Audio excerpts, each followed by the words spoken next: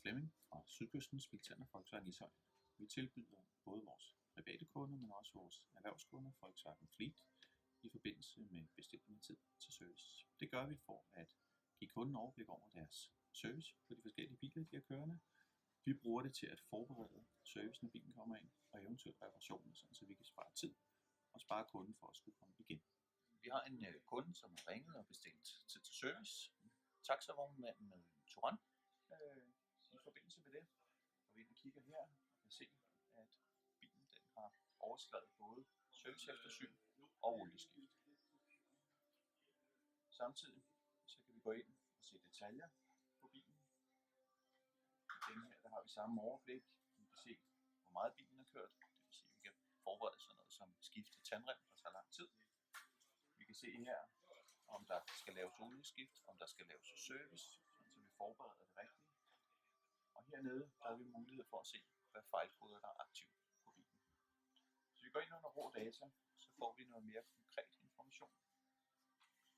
For eksempel her udstødningstilbageføringssystemet er der problemer med. Der er for stor gennemstrømning, og der ved vi erfaringsmæssigt, at det højst sandsynligt er en EGR-ventil, som er i stykker, og den skal vi i hvert fald sætte tid af til udskiftning, så vi er forberedt på det. Kunden har også sagt, at der er pærefejl. Men det vi kan se, det er her på venstre baglygte, som kunden anker over. Der er rent faktisk kortslutning til positiv, og for os der indikerer det, at det er fatningen, den er galt med. Så kan vi også bestille en fatning hjem. Vi undgår, at kunden skal komme ind efterfølgende og have lavet en garantireparation, så vi kan klare det hele på en gang og sætte de her 10,5 timer af til hele det her service og reparation, som vi skal. Så har vi en kunde, der i december måned havde hans Touran til service. I forbindelse med forberedelse til service kunne vi igen se, hvor langt har bilen kørt. Vi kunne se, var det serviceeftersyn, var det olieskift. Alt det her betød, at vi kunne forberede det rigtige serviceeftersyn og olieskift, som er det, den Touran skal have lavet med 30.000 km. Kunden har fået en automatisk servicepåmindelse, og en lille ting her, som er interessant, der er under rå data, der kan vi så se, at fjernbetjeningen har for lav spænding, og det er udtryk for, at batteriet er ved at være tom for strøm. Så vi spurgte med det samme kunde, om han ikke skulle skifte batteri, der var han rigtig glad, for han synes, det var en fin måde at håndtere det på, hvor faktisk positivt overrasket over systemet også kunne se det. Så har vi en kunde med en transporter, 204 hestes. Kunden ringer og sagt, at hans motorlampe lyser.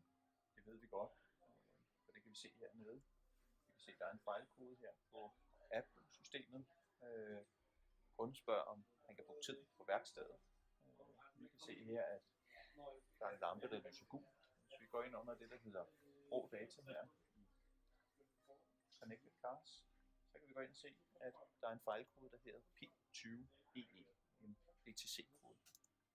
Den kan vi gå over her og slå op i Elsa. Vi går over her i servicehåndbog teknik. På den specifikke bil. Skriver den DTC-kode, som Connected Cars har returneret. Vi kan se her, at motorlampen lyser konstant. Det er præcis det, vores kunde giver udtryk for.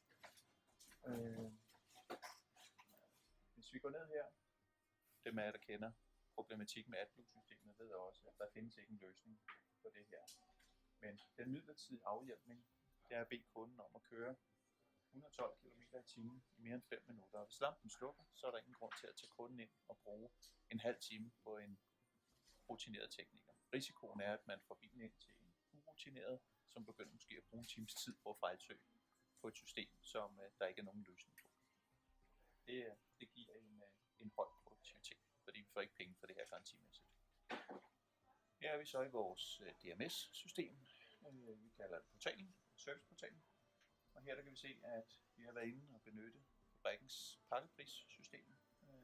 For den her specifikke bil, der har vi forberedt et udvidet serviceeftersyn med skift af pollenfilter, DSG-olie, luftfilter, brændstoffilter, tandrem. Alle de ting, det ligger inde som pakker i forvejen. Vi har den fornødne information fra vores system til, at vi ved præcis, hvad der skal laves. Vi har forberedt det her med udskiftning og fatning på baglygten, og vi har forberedt, sådan så vi har alle dele hjemme. Først skal vi lave en kontrol af EGR-ventilen og sikre, at den er defekt, men vi har delene hjemme og sat tiden af, så vi rent faktisk kan lave hele reparationen. Kunden er forberedt på, at bilen er taget ud af produktion, Det er jo væsentligt for erhvervsbiler, at de ved det, så de kan planlægge deres arbejde i forvejen.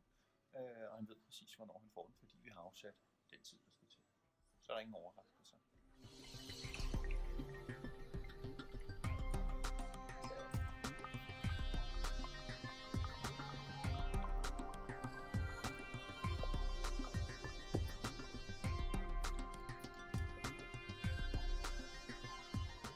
Jeg hedder Frederik Lemonsen. Jeg arbejder hos Sydkysten Bilcenter, Folkevogn Ishøj.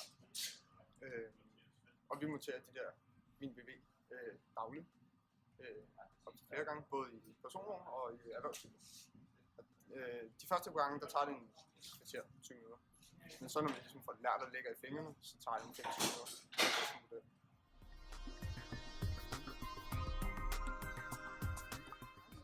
Vi har sådan en boks her.